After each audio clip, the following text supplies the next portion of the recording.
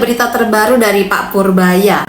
Blak-blakan di DPR, Purbaya sindir Pertamina bukan nggak bisa bikin, tapi malas-malasan. Dan kritik pedas ini membuat suasana heboh di ruang rapat. Kita simak saja videonya. Sudah berapa tahun kita mengalami hal tersebut? Sudah puluhan tahun kan. Kita pernah bangun kilang baru nggak pernah. Sejak itu sampai sekarang nggak pernah bangun kilang baru. Jadi nanti bapak-bapak kalau ibu-ibu ketemu dan antara lagi minta Pertamina bangun kilang baru. Saya pernah waktu saya di Maritim, saya pernah tekan mereka tahun 2018 untuk bangun kilang. Mereka janji mereka akan bangun 7 kilang baru dalam waktu 5 tahun.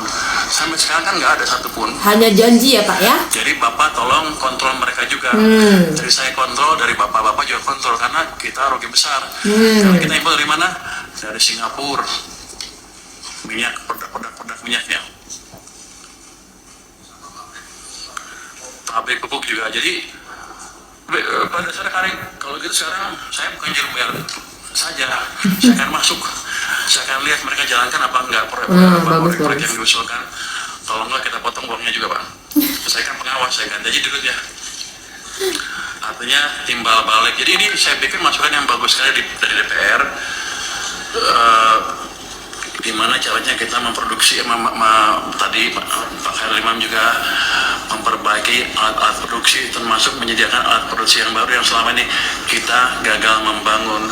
Jadi kilang itu bukan kita nggak bisa bikin atau kita nggak bisa bikin proyeknya, cuman Pertaminanya males-malesan aja. Dengerin nih Pertamina ya. Pernah kasih ke mereka biar aja karena mereka jelek-jelekin saya kemarin kan. Saya pernah kasih tawaran ke mereka kalau nggak bisa bikin ya udah, ada investor dari Cina mau bangun kilang, Anda perlu beli 30 tahun, setelah 30 tahun Anda dapat kilangnya gratis. Pertamina bilang kami keberatan dengan usul tersebut karena kami sudah over capacity. Waktu saya kaget over capacity apa? Kami sudah rencana bangun 7 kilang baru, satu pun nggak jadi kan? Mereka bilang iya tapi sudah menjadi, sampai sekarang nggak jadi. Yang ada malah beberapa dibakar kan. Jadi tolong dari parlemen juga mengontrol Pertamina untuk hal tersebut. Jadi kita kerjasama, tujuan kita sama sepertinya mengurangi subsidi dan membuat subsidi yang ada pun lebih murah dan tepat sasaran. Bukan main ya, Pak Purbaya sampai senggol Pertamina loh. Lagi pula, ini tuh udah 2025, yang negara lain aja udah pada maju. Masa kita masih malas-malasan ya kan? Bener juga nih kata Pak Purbaya ini ya. Nah, di balik ceplas-ceplosnya Pak Purbaya ini ternyata ada ini ya. Ini ada Zulfan Lindan ya. Dia berkomentar tentang Pak Purbaya. Kita simak videonya. Merasa hebat, merasa lebih mampu, nggak usah. Menteri Keuangan tuh yang banyak ngomong, kerja aja. Menteri Keuangan yang baru ini seorang ekonom mungkin hebat, tapi dari segi politik nol, kosong dia.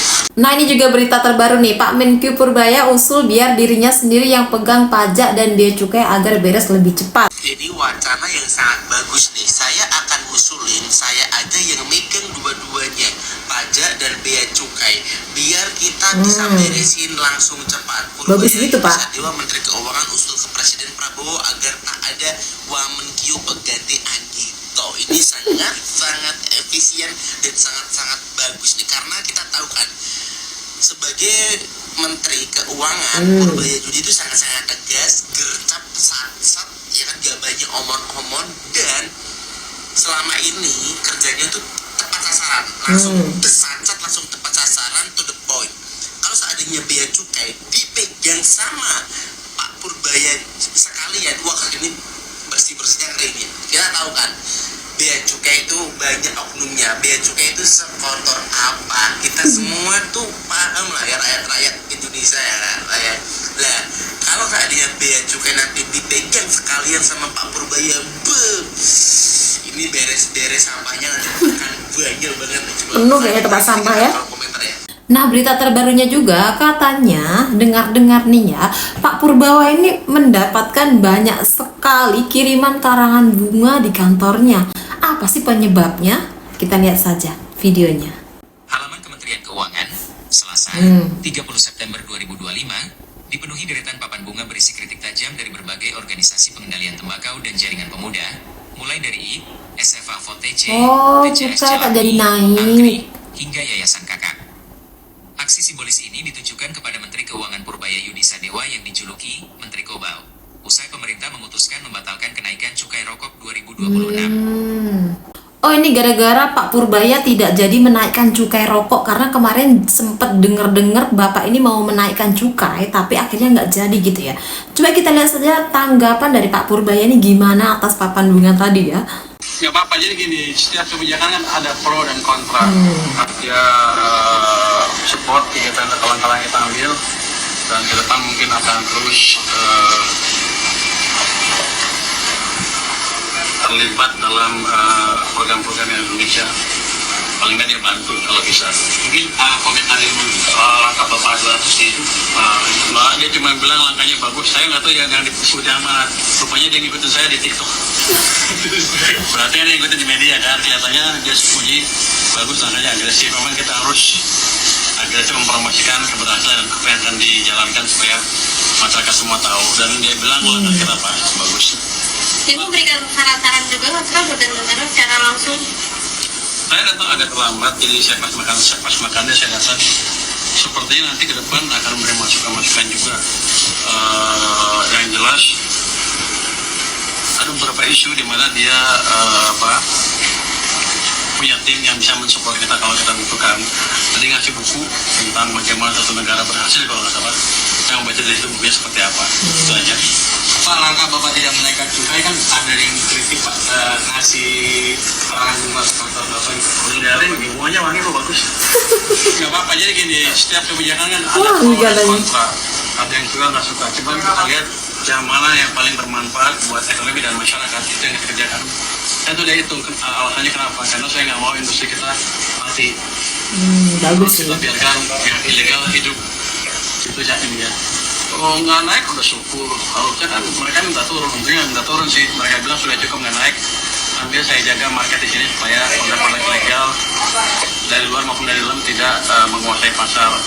Kalau tadi kesehatan Pak itu bagus. Kebijakan yang bagus itu Pak. Saya kan bilang, kalau dia kesehatan dia suruh kalau dia bisa menciptakan lapangan kerja, kalau dia bisa menciptakan lapangan kerja sebanyak yang terjadi pengangguran gara-gara industri yang mati, boleh kita rubah kebijakan langsung. Cuman kalau dia nggak bisa jangan ngomong aja. Kan masyarakat Nah, ulti kalian kan? kehidupan kan. Saya bilang harus ada keseimbangan kebijakan. Bagus Kalau sih. anda kita mengajarin supaya mereka nggak ngerokok ya diajarin pengertian supaya nggak ngerokok, dan harusnya bertahap. Saya belum melihat program yang bertahap yang menciptakan lapangan kerja yang menggantikan orang-orang yang kerja di industri rokok kalau itu tutup semua. Jadi dia desain kerjanya apa nanti saya ikutin. Pak kalau bagus. Pak, kalau kata Bapak yang pertumbuhan ekonomi di kuartal 4 ini optimistis ke 5,2% itu kalau misalnya di kuartal 3 dalam ini bisa disekolahkan juga kayak bisa mengurangkan konflik. Kalau saya pikir sih hampir terus di bawah. Yang jelas belanja masyarakat akan naik kencang. Itu nanti properti akan tumbuh bagus. Nanti sahamnya naik. Karena bank kan lagi bingung tanya uang kemana, bukan bingung lagi nyari-nyari. Saya pikir nanti pelan-pelan akan masuk sektor properti di mana ketika orang pinjam kan jaminnya clear. Jadi belum sana, saya pikir nggak lama lagi akan sana. Itu artinya semen akan naik kencang, makanan minum akan naik kencang karena aktivitas ekonomi jalan. Jadi harusnya across the board yang mengaruh kembali lebih cepat.